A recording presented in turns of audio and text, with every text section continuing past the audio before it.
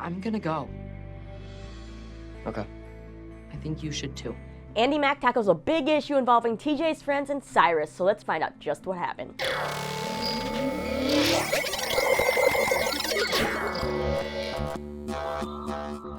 Rise and shine on, you lovely people. Lisa here, and happy Friday, which means it is Andy Mack time. So Andy Mack is a show that broke new ground for Disney Channel in many ways, and they're continuing that with this week's episode, which is the start of a 2-episode storyline involving Cyrus. Now, when it was mentioned that Cyrus would have this big storyline coming up, a lot of theories arose about what that storyline would be about. Y'all thought the show might tackle him coming out publicly, or even homophobia, guns, drug, or alcohol, or other things. No matter which of these topics, it'd definitely be something pretty heavy to see tackled on what's considered a kids show on Disney Channel. And so the big topic they chose for this Cyrus arc is none other than gun safety, which is sadly such a relevant topic right now. I actually do like how they handled this subject so far in this first episode, but before I really get into all my opinions on this episode, let's just go ahead and break down what happened. So we kind of have 3 storylines in this episode. One with Bowie's mom coming to town, hence the title of the episode, Cookie Monster. One with Jonah, Buffy, and their principal, and then Cyrus and TJ. So first, let's talk about Bowie's mom, Cookie,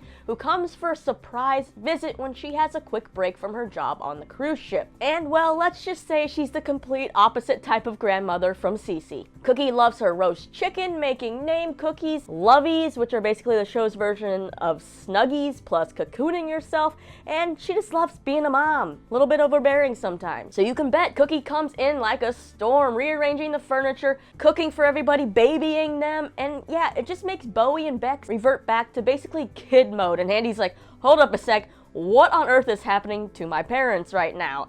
She's like, I'm not following into this trap. So she goes to ask Cece to kind of help, and well, Cookie's powers are too strong even for Cece. Cece!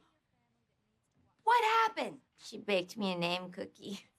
I never had a chance. What is in those name cookies? Well, eventually Andy sits Cookie down and is like, what is happening? And Cookie explains how she never really gets much time with Bowie, so when she does, she kind of goes a little too hard with mom mode, but she's basically just happy to get to spend time with them, and she wants to get to know Andy, and it kind of seems like she's only there for like a day and a half, and Andy wasn't even there for most of the time, so I think Cookie might have to come back. But before leaving, Cookie does give Andy a very cute baby picture of Bowie to keep, and in case you ever wondered if Bowie was actually Bowie's real name, it's not. We learned in this episode his name is Steven, so now I'd kind of love to know where the Bowie part came from. As for Jonah and Buffy, they discover something very interesting about Principal Metcalf. Yeah, Jonah ends up giving Buffy his old skateboard, so he kind of has an excuse to get a new one. Good plan there. But Metcalf immediately takes the board from them because there's no skateboarding on campus, and to him, even holding this skateboard on the school property is a gateway for maybe wanting to skate on campus. So basically,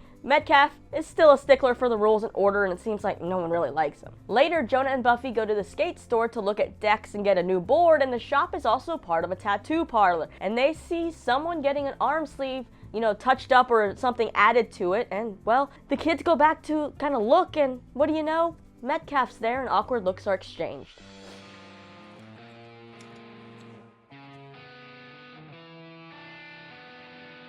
The next time they're at school, Metcalf sits down and asks them if they have any questions, and he starts to explain the stories of his tattoo, and he kind of thinks this may make him look cooler with the kids now. But you know what? Buffy's just like, nah, it's not cool now. I think you just ruined tattoos forever for me. Ouch, right? But also maybe this is a good thing, a good lesson for Buffy to learn. Now on to Cyrus and TJ, which I know you Tyrus shippers out there have been waiting for or wanting more of. You might not be getting the storyline you wanted, but you're getting them together. So TJ asks Cyrus what he's doing over the weekend and if he wants to hang out with him and his friends. And Cyrus is kind of caught off guard a bit, and he's like, your friends know about me? Yeah, they know. I talk about you. Behind my back? Well, you're not there, so yeah. Are you mad? Are you kidding? I'm flattered. Yeah, that's kind of a big deal, right? That Cyrus is important enough that TJ would go and mention Cyrus to his other buddies. So when the day comes around, Cyrus ends up going to meet TJ and his friends Reed and Lester, who are riding their dirt bikes. And I kind of wonder why they chose the name Lester. Like, there's nothing wrong with that name if you're named Lester. no worries. But usually you don't hear it that often for anybody who's like currently, you know, younger than like 70. Anyway, seems like TJ told his pals that Cyrus is funny, and you know, TJ does think Cyrus is funny, but I don't think he explained Cyrus's humor to his friends, because you can see that Reed just thinks everything Cyrus says is funny when it's not meant to be funny. So you can already kind of feel that Reed's gonna be trouble and the jerk in this whole scenario. I have a fear of basically everything that's going on here. TJ was right. You are funny. I don't know. Well, come on, say something else funny. My humor's mostly observational and character-driven. TJ then teaches Cyrus how to ride the dirt bike, and while it takes a few tries, Cyrus is finally able to go over the little tiny baby jump and earn some big cheers from the guys, so it seems like he's starting to fit in. Check it out. I got a great shot of you. I look rugged. Oh, and there's my shoe. So what's next on this agenda? Well, Reed and Lester are setting up watermelons for target practice, and Reed shows Cyrus something in his backpack.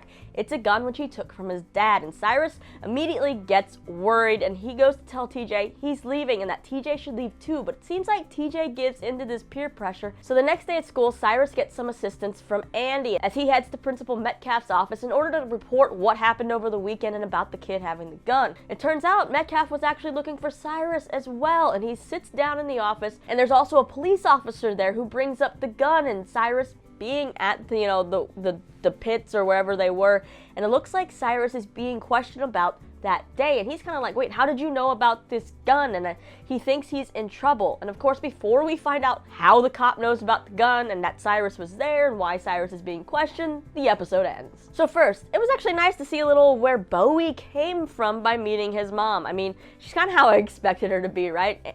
Bowie's pretty carefree, but Andy ended up not really spending much time with Cookie because she had other things to do. But she wasn't with Jonah, she wasn't with Cyrus, she wasn't with Buffy. So was she like hanging out with Amber? I always wonder what the characters go off and do by themselves when, you know, we don't see them on screen. You ever wonder that when you watch your TV shows and someone's like, I'm gonna go do something, and then they come back and you're like, well, you weren't with all your other friends. What do you do by yourself? I'm getting off on a tangent now. But it was also nice to get away from the whole Walker, Andy, Buffy, love triangle, whatever it is, drama for an episode, because that was starting to, get on me. But something I did love was seeing Jonah and Buffy hang out together. Yeah, I don't think we've really ever seen them alone together like this, and I like that friendship. They got the shared interests, but they also, you know, rag on each other a bit. You know what you never say anymore? Docious magocious. I feel like I kind of grew out of it. I liked it. You always made fun of it.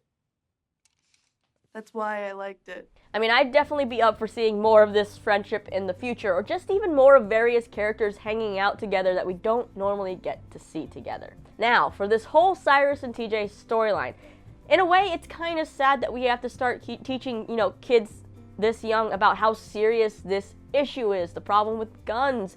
It just seems to get worse, and yes, I know gun control, gun safety, all of this is a very important and touchy subject. Also, it causes a lot of debate, but no matter what, safety should be involved when guns are involved, and guns should not really be in the hands of children unless there is adult supervision around. At least that's my thoughts. You know, no matter how well you are trained with a gun, you never know what could go wrong. So safety is very important. It's something that I think the show is definitely trying to emphasize, and I think that how they're doing that is actually, they're doing it better than I thought they would, because I was like, how are they going to do this? If you're going to tackle gun safety, how do you do that? Because I don't think you usually ever show guns on a Disney show, not even toy guns. I feel like maybe Nerf guns, dart guns, but like, this is not Degrassi, this is a Disney show. And they ended up doing it well. They didn't show the gun, but you could feel the impact of what would have happened if you had seen that gun. I feel like Joshua Rush did such a good job.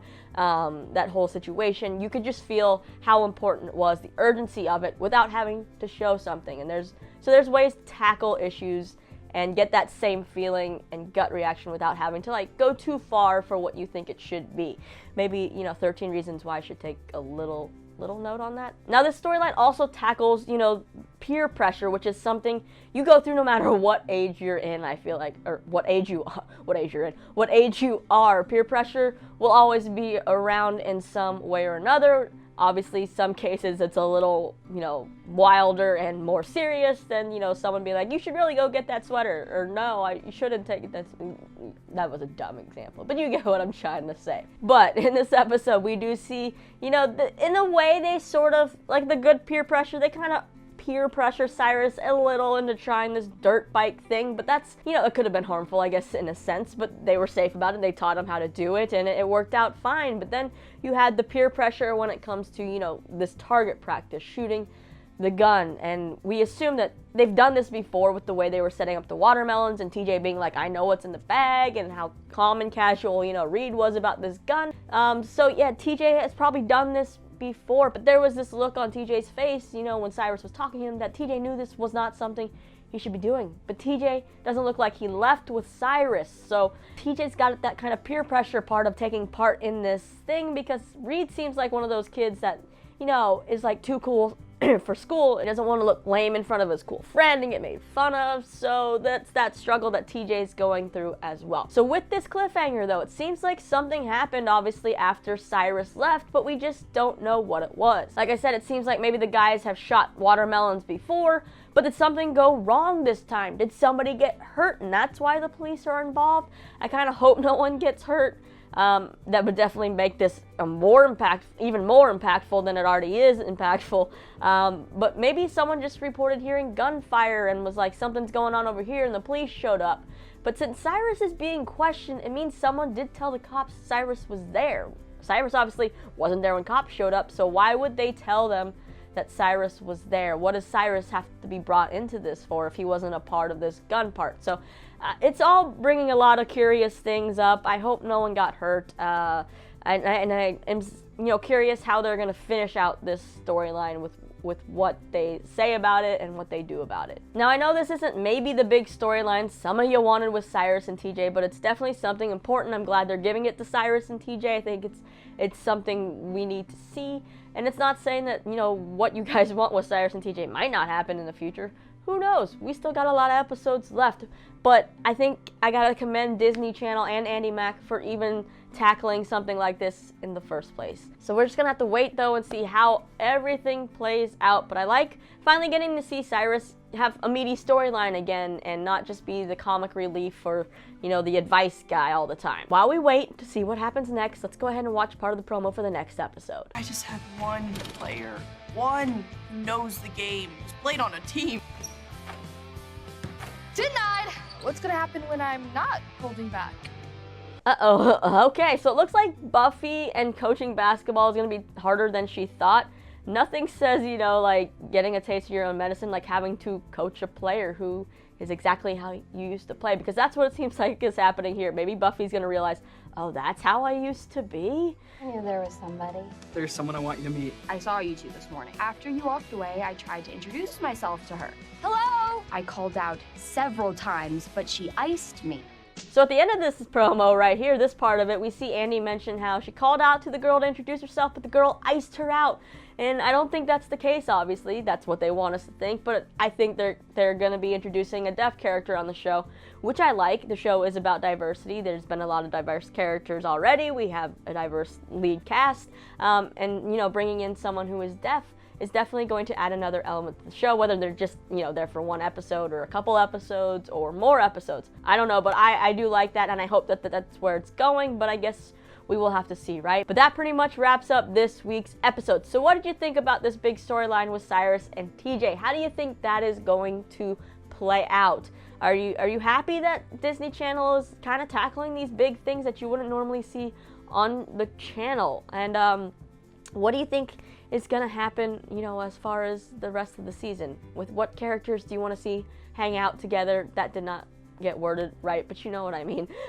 How Buffy and Jonah hung out together. Is there any other unlikely pairings you'd like to see hang out together? I don't know. Leave me all your thoughts and theories and your favorite moments from this episode down in the comments. After that, don't forget to hit that subscribe button, and then you can check out my latest Riverdale recap right over here. My name's Lisa. Thanks for always listening to me ramble and talk nonsense, and I'll see you again next time.